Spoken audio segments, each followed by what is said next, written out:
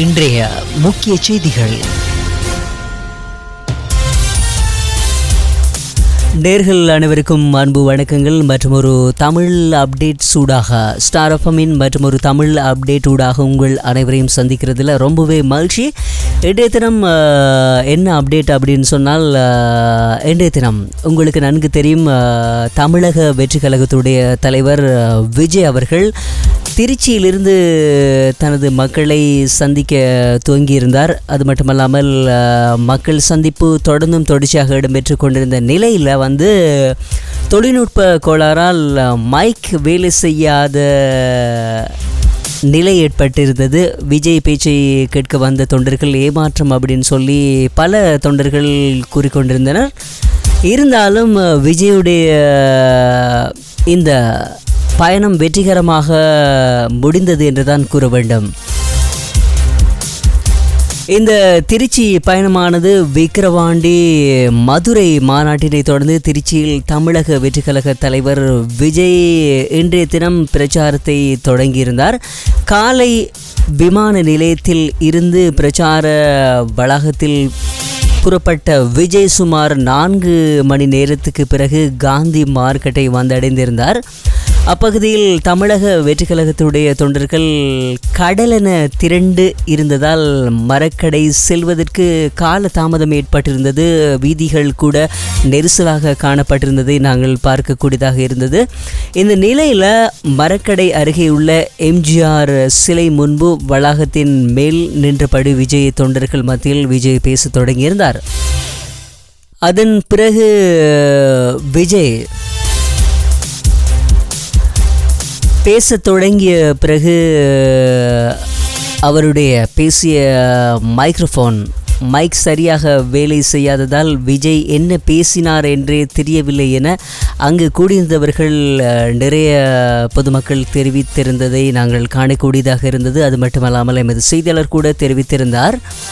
கூட்டத்தில் நான் பேசுறது கேட்கிறதா அப்படின்னு சொல்லி விஜய் சைகையில் கேட்க இல்லை இல்லை என கட்சி தொண்டர்கள் மட்டுமல்லாமல் பொதுமக்கள் கூட முழக்கமிட்டனர். விஜயுடைய பரப்புரையை கேட்க முடியாமல் மக்கள் ஏமாற்றம் அடைந்ததாக தெரிவித்திருந்தனர். இருந்தாலும் இன்றைய திருச்சி பயணம் மிகவும் வெற்றியாக அமைந்திருந்தது என்று தமிழக வெற்றி கழகத்தினர் தெரிவிக்கின்றமை குறிப்பிடத்தக்கது. அது மட்டுமல்லாமல் திருச்சி தொடர்ந்து இன்னும் சில பகுதிகளுக்கும் விஜய் சென்றிருந்தார். அதையும் நாங்கள் இப்போது பார்க்க இருக்கின்றோம்.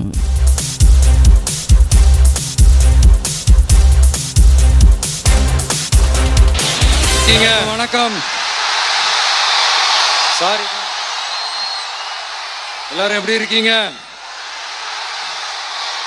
சாரி, கொஞ்சம் லேட் ஆயிடுச்சு.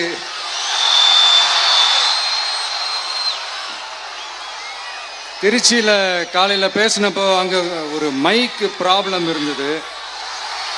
அதனால அங்கே பேசினதில் ஒரு சில விஷயங்களை இங்கே நான் திரும்ப ரிப்பீட் பண்ணுறேன்.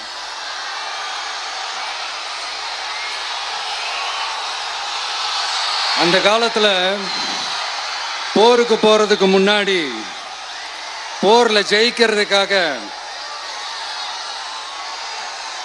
குலதெய்வம் கோயிலுக்கு போய் சாமியை கும்பிட்டு தான் போருக்கு போவாங்களாம். அந்த மாதிரி அடுத்த வருஷம் நடக்க போற ஜனநாயக போருக்கு தயாராகிறதுக்கு முன்னாடி நம்ம மக்களை அதாங்க உங்க எல்லாரையும் பார்த்துட்டு போலான்னு வந்திருக்கிறேன். இங்க என்ன பார்க்க வந்திருக்கிற என்னுடைய அம்மாக்கள், அக்கா தங்கைகள், அண்ணன் தம்பிகள், நண்பர்கள், நண்பிகள், உங்க எல்லாரையும் பார்க்கும்போது மனசுக்குள்ள ஒண்ணு தான் தோணுது. உங்களோட இந்த அன்புக்காக எவ்வளவு பெரிய உயரத்தையும், எவ்வளவு பெரிய வருமானத்தையும், எவ்வளவு பெரிய வசதியையும் தூக்கி எறிஞ்சிட்டு வரலாங்க. உங்களோட இந்த அன்பை விட, இந்த பாசத்தை விட, உங்களை விட எனக்கு இந்த உலகத்துல வேற எதுவுமே பெருசா தெரியல. ஒரு சாதாரணமா இருந்த ஒரு விஜய இந்த உயரத்துல தூக்கி வச்சு கொண்டாடிக்கிட்டு இருக்கிறீங்க. உங்க வீட்டுல ஒருத்தனாவே ஆக்கிட்டீங்க, உங்க சொந்தக்காரனாவே ஆக்கிட்டீங்க. என்னங்க பெரிய பணம் வேணுங்கிற அளவுக்கு பார்த்தாச்சு. அரசியலுக்கு வந்துதான் நான் பணம் சம்பாதிக்கணுமா என்ன? அதுக்கு கொஞ்சம் கூட அவசியமே இல்லை. எனக்கு எல்லாத்தையும் எல்லாமும் கொடுத்த உங்களுக்காக உழைக்கிறத தவிர எனக்கு வேற எந்த எண்ணமும் எந்த வேலையும் இல்லை. விஜய், விஜய் அண்ணா, விஜய் தம்பி, விஜய் தம்பி, நம்ம விஜய், நம்ம விஜின்னு. என்னடா இந்த விஜய் தனியாளா இருப்பான்னு பார்த்தா எப்ப பாரு மக்கள் கடலோட மக்கள் கடலாவே இருக்கிறானேன்ட்டு இந்த எதிரிகளுக்கெல்லாம் தெரிஞ்சவன நம்மளை பத்தி கண்ணாபின்னான்னு பேச ஆரம்பிச்சிருக்கிறாங்க. அதாவது நான் மரியாதையா பேசினா கூட அதை தவறா எடுத்துக்கிறாங்கன்னா பாத்துக்கங்களேன். அதனால யார் என்ன சொன்னாலும் அறிஞர் அண்ணா அவர்கள் சொன்ன அந்த பஞ்சு தான், வாழ்க வசவாளர்கள் அப்படின்னு சொல்லிட்டு போயிட்டே இருக்க வேண்டியதுதான். நான் மதுரை மாநாட்டில் உங்க எல்லாரையும் நேரில் சந்திக்க வரேன்னு சொல்லியிருந்தேன்.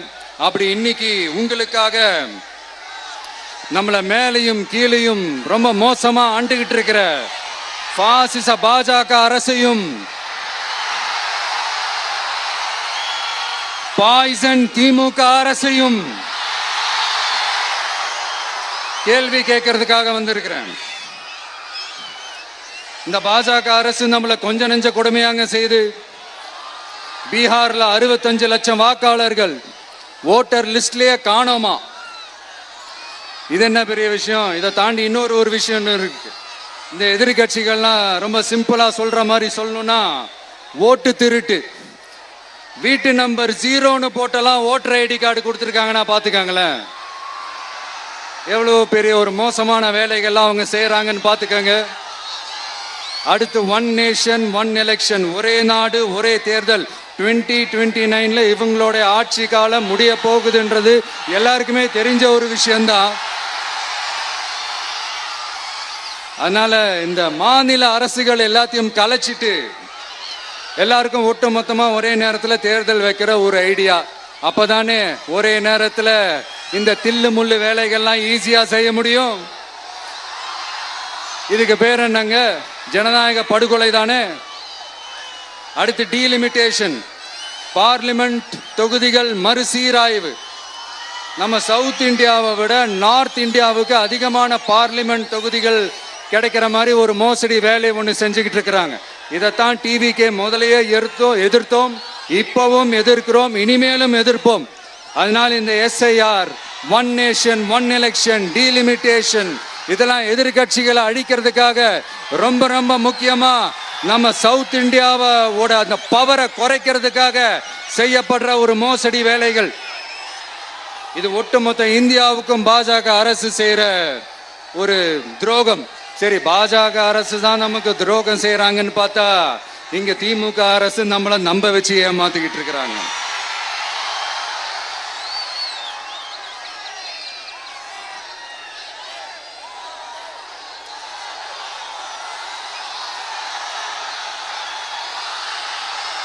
கிட்டத்தட்ட நானு நீங்க எல்லாருமா சேர்ந்து தான் இவங்க நல்லது செய்வாங்கன்னு நினைச்சு தேர்ந்தெடுத்தோம். ஆனா நீங்க பாத்தீங்கன்னா thank you, I love you, thank you thank you thank you. நீங்க பாத்தீங்கன்னா ஒரு 505 தேர்தல் வாக்குறுதிகளை நமக்கு தமிழ்நாட்டு மக்களுக்கு கொடுத்தாங்க. அதுல எத்தனை வாக்குறுதிகளை இந்த திமுக கவர்மெண்ட் நிறைவேற்றிருக்கு? முக்காவாசி வாக்குறுதிகளை கூட நிறைவேற்றாம எல்லாத்தையும் நிறைவேற்றிட்டோம் இப்படி கொஞ்சம் கூட மனசாட்சியே இல்லாம இப்படி கதை விடுறீங்களே மைடியர். வேணாம் வேணாம் வேணாம் வேணாம். உங்களுக்கு தான் ஆசையா பாசமா கூப்பிட்டா பிடிக்க மாட்டேங்குது. இப்படி கதை விடுறீங்களே மை டியர் சிஎம் சார்,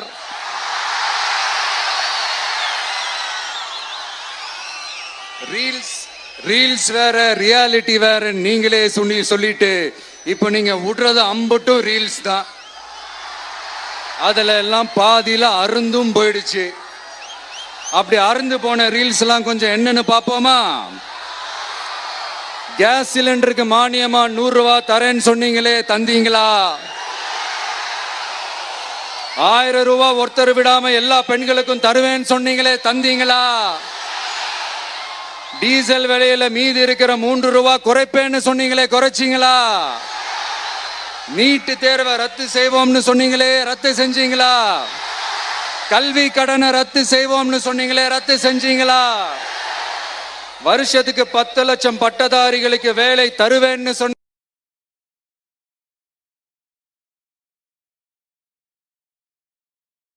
மாசாத்துவிழா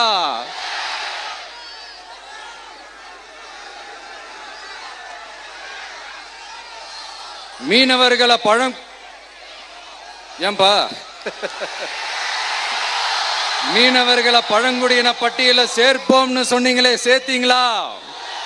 மீனவர்களுக்கு 2 லட்சம் வீடுகள் கட்டித்தரப்படும் சொன்னீங்களே, கட்டி தந்தீங்களா? அனைத்து மீனவ கிராமங்களிலும் மீன் உலர்த்தும் தளம் அமைக்கப்படும் சொன்னீங்களே, அமைச்சு கொடுத்தீங்களா? நெசவாளர்களுக்கு கூட்டுறவு சங்கத்துல கொடுக்கிற கடனுக்கு வட்டி 12% இருந்து 8% குறைக்கப்படும் சொன்னீங்களே, குறைச்சிங்களா? ஆட்டோ ஓட்டுறவங்களுக்கு சொந்த ஆட்டோ வாங்க 10,000 மானியம் வழங்குவோம்னு சொன்னீங்களே, வழங்குனீங்களா? அரசு ஊழியர்கள் ஆசிரியர்களுக்கு ஓல்டு பென்ஷன் ஸ்கீம் கொண்டு வருவேன்னு சொன்னீங்களே, கொண்டு வந்தீங்களா?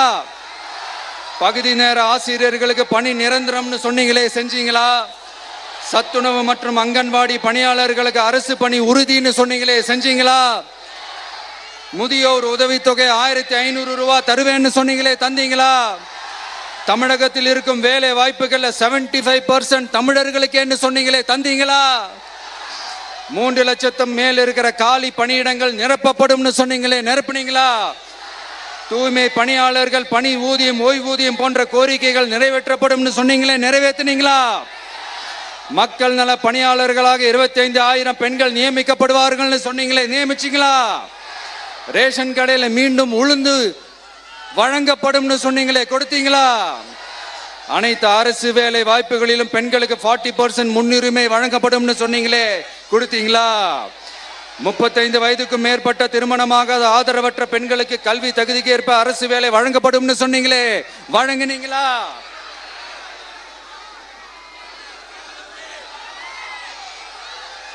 வகுப்பு வாரியத்தின் கோரிக்கைகள் பரிசீலிக்கப்பட்டு மேற்கொள்ளப்படும் சொன்னீங்களே, செஞ்சீங்களா?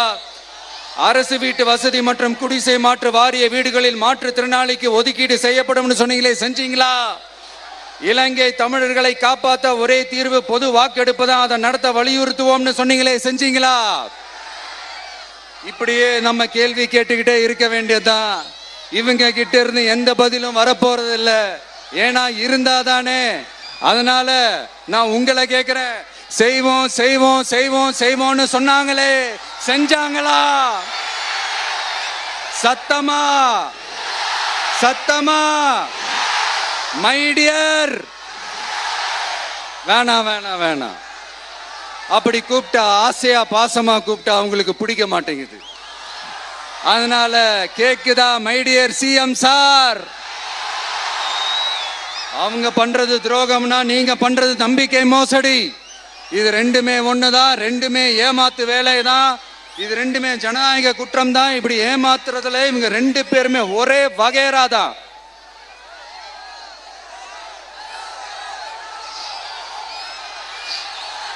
முந்தானியத்து வரைக்கும் ஒன்றிய பிரதமர், இப்போ இந்திய பிரதமர். இப்படி மாத்தி மாத்தி பிளேட்டை மாத்தி மாத்தி பேசுறதுல நம்ம சிஎம் சார் ரொம்ப பிரில்லியன்ட். இப்ப புரியுதா மக்களே? மறைமுக உறவுக்காரர்கள்னு நாம ஏன் சொல்றோம்னு? சரி, இப்ப நம்ம அரியலூர் மாவட்டத்துக்கு வருவோம்.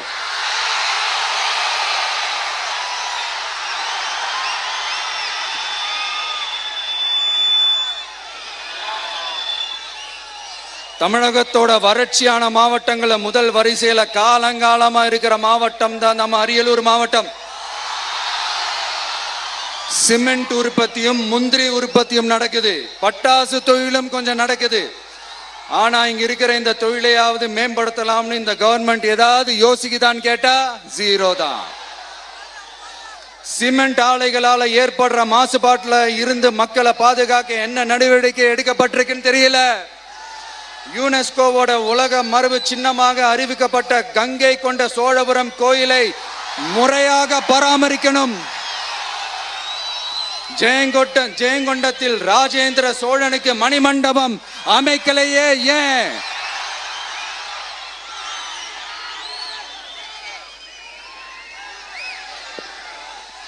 மருதையாத்தோட குறுக்க வாராணவாசி தடுப்பணை கட்டுறதை பத்தி 4 வருஷமா கண்டுக்கலையே ஏன்? அரியலூர்ல இருந்து ஜெயங்கொண்டான் காட்டுமன்னார் கோயில் வழியாக சிதம்பரத்துக்கு ரயில்வே வழித்தடம் அமைக்கணும்ன்ற கோரிக்கை என்னாச்சுன்னு தெரியல. ஜெயங்கொண்டத்திலிருந்து கும்பகோணத்திற்கு ரயில்வே வழித்தடம் அமைக்கணும்ன்ற கோரிக்கை என்னாச்சுன்னு தெரியல. அரியலூர்னாலே முந்திரி உற்பத்தி தான் பிரதானம், அதனால முந்திரி தொழிற்சாலை அமைக்கணும்ன்ற கோரிக்கை என்னாச்சுன்னு தெரியல. இந்த மாவட்ட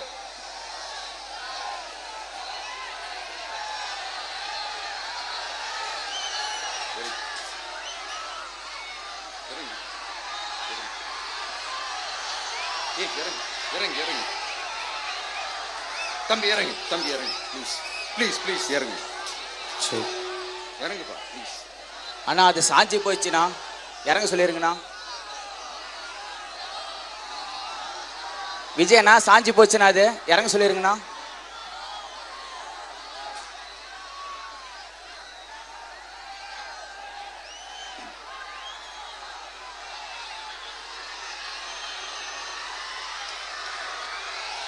ஹலோ பிரதர், சார் அவரை இறங்க சொல்லுங்க ப்ளீஸ்.